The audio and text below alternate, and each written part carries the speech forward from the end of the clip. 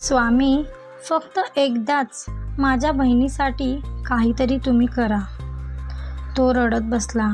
कधी त्याला झोप लागली ते त्याला कळलंच नाही. थोड्या वेळात दरवाजा टकटक झाली. रामनाथ घाबरला, उठला, दार उघडलं. समोर एक साधा शांत चेहऱ्याचा असलेला माणूस उभा होता. तो म्हणाला, माझा रक्त ओ निगेटिव्ह आहे. मला कोणीतरी सांगितलं की येथे एक जीव वाचवायचा आहे. रामनाथ काहीच बोलू नाही शकला. तो फक्त पाहतच राहिला. ते दोघं लगेच हॉस्पिटलमध्ये जायला निघाले. हॉस्पिटलमध्ये गेल्यानंतर रक्तदान झालं. डॉक्टर म्हणाले, तुम्ही वेळेवर आलात, मुलीचं जीव वाचवलं. दुसऱ्या दिवशी रामनाथ त्या माणसाला सगळीकडे शोधू लागला, त्याचं आभार मानण्यासाठी, त्याला काहीतरी देण्यासाठी. पण हॉस्पिटलमध्ये त्याचं नाव नव्हतं. CCTVमध्ये त्याचा चेहराही दिसत नव्हता.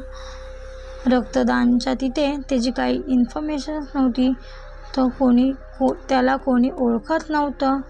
रामनाथ घरी आला आणि स्वामींच्या फोटोसमोर जाऊन बसला आणि स्वामींचा फोटो पाहत बसला. दिवा आत्ता तेजस्वी उजळत होता. त्याच्या मनात एक फक्त विचार आला की स्वामी स्वतः आले होते का रक्त द्यायला. तो असाच एकदम शांतपणे विचार करत होता की स्वामी स्वतः आले असं मला वाटतंय. आणि त्याच्यानंतर तो स्वामींचे नामस्मरण करायला लागला. श्री स्वामी समर्थ, श्री स्वामी समर्थ. भिवू नको, मी तुझ्या पाठीशी आहे. हे स्वामींचं वाक्य आहे. हे स्वामींनी पुन्हा एकदा दाखवून दिलं की भक्त जेव्हा आपल्या स्वामींना मनापासून हाक मारतात, त्यांच्या एकदम मनापासून हाक मारतात, तेव्हा स्वामी आपल्याबरोबर नक्कीच येतात. फक्त आपले प्रयत्न चांगले असले पाहिजेत. स्वामी आपल्या भक्तासाठी काही करतात. श्री स्वामी समर्थ, श्री स्वामी समर्थ.